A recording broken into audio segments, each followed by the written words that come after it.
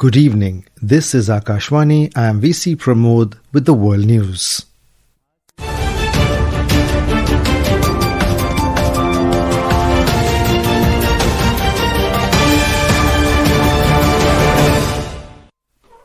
The headlines.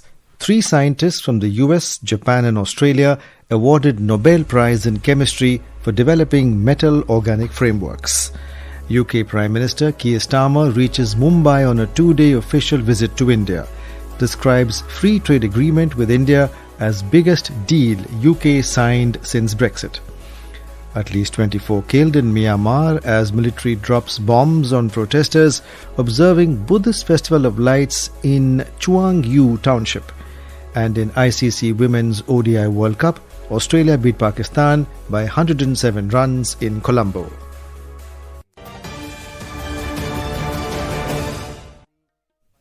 Three scientists from the US, Japan and Australia have been conferred with the 2025 Nobel Prize in Chemistry today for developing the Metal Organic Frameworks MOFs.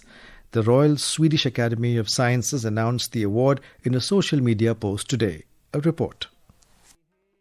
3 scientists, Susumu Kitagawa, Richard Robson and Omar Yagi, have created special materials called Metal Organic Frameworks or MOFs. These MOFs are porous materials made from metals and carbon-based molecules with large spaces or holes. These holes can trap gases or liquids. For example, they can catch harmful gases like carbon dioxide or even pull water out of dry desert air. They can also help clean water by removing dangerous chemicals, speed up chemical reactions or conduct electricity. What makes MOFs special is that scientists can custom design them to capture and store specific substances, said Heiner Link, chair of the Nobel Committee for Chemistry. This discovery is groundbreaking because it might help solve some of the humankind's greatest problems like pollution, climate change, shortage of clean drinking water. Kaumudi Parekh for World News. Prime Minister of the United Kingdom, Sir Keir Starmer, landed in Mumbai this morning, beginning his 2-day official visit to India. This is Prime Minister Starmer's first official visit to India after becoming PM in 2024. Mr. Starmer described the India-UK Free Trade Agreement as the biggest deal the United Kingdom had signed since leaving the European Union. Addressing business leaders on the first day of his visit to Mumbai today, the UK Prime Minister said the trade partnership between India and the UK is of great importance and marks the return leg after Prime Minister Narendra Modi's visit to the UK earlier this year. He also stated that this is the largest trade mission ever sent by the United Kingdom to India. India is set to host the 8th session of the International Solar Alliance Assembly from 27 to 30th October at Bharat Mandapam in New Delhi. The event will bring the global community together to deepen cooperation and accelerate solar adoption for a brighter and sustainable future. Addressing a press conference in New Delhi, Minister of New and Renewable Energy Prahlad Joshi said that during the event, the member countries will review progress, address challenges and align actions towards one vision: affordable solar energy for all. Today, with approximately 125 gigawatt of solar capacity, India is the world's 3rd largest solar producer. This progress shows how the national ambition can translate into meaningful change at the local level.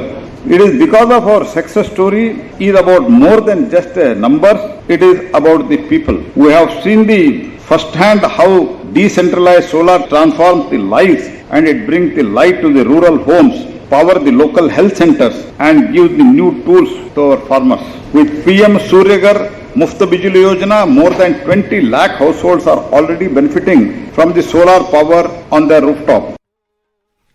Talking to Akashvani News, Director General International Solar Alliance Ashish Khanna said that 124 countries will participate in the event and over 40 ministers from across the country will attend the session.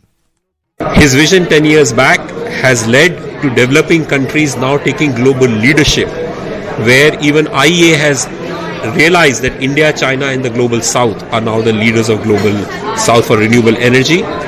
ISA's 8th Assembly in Delhi, October 27 to 30th, will take forward this mission of Honorable Prime Minister in getting all the countries come together and move from ambition to action to implement this vision.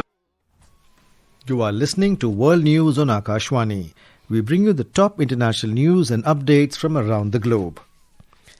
In Myanmar, at least 24 people were killed and 47 wounded when an army motorized paraglider dropped 2 bombs on the crowd protesting against Myanmar's military government.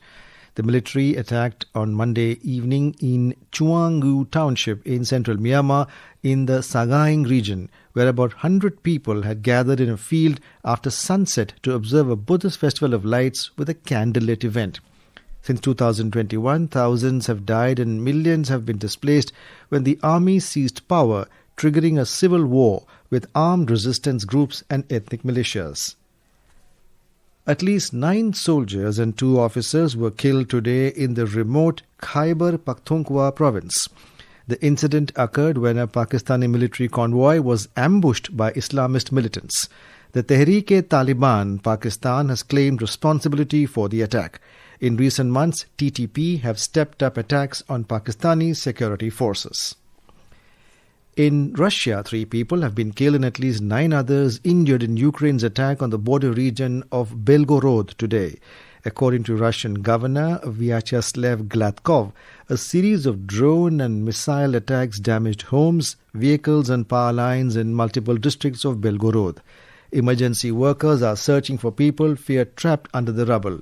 Ukraine has not commented on the attacks. In United States, hundreds of National Guard troops from Texas have arrived at an army training center outside Chicago to support U.S. President Donald Trump's immigration crackdown. Large-scale protests in Chicago had been going on against federal immigration officials. Trump has already sent Guard members into Los Angeles and Washington, D.C. The deployments have posed both legal and constitutional questions, as National Guard troops are typically deployed by a state's governor and century limit the government's use of the military for domestic matters. In the Mediterranean Sea, the Israeli military has intercepted a 9-boat flotilla attempting to break the naval blockade of Gaza. A total of 145 activists on board have been detained. According to both the flotilla organizers and the Israeli Foreign Ministry, this interception follows a similar operation last week where nearly 450 activists, including European lawmakers and climate activist Greta Thunberg, were stopped while sailing on over 40 boats. While most of those activists from the earlier global Sumud flotilla have since been deported, 6 from Norway, Morocco and Spain remain in Israeli detention. Organizers of the latest flotilla have condemned the detentions, calling them arbitrary and unlawful. The 21st edition of the International Education Show commenced at Expo Center Sharjah today, offering students and parents 4 days of academic engagement and networking opportunities.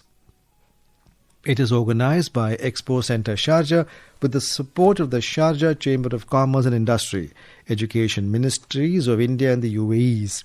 More than 100 leading universities and academic institutions from over 16 countries are taking part, including the UK, Spain, Germany, Hungary and the USA.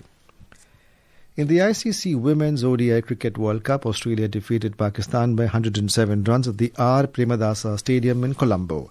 Put into bat first, Australia scored a solid total of 221 for 9 in 50 overs. In reply, Pakistan were all out for just 114 runs. Earlier, Australia women stumbled to 76 for 7 but recovered to a 106-run partnership between Beth Mooney and Alana King. And before we close, here are the headlines once again.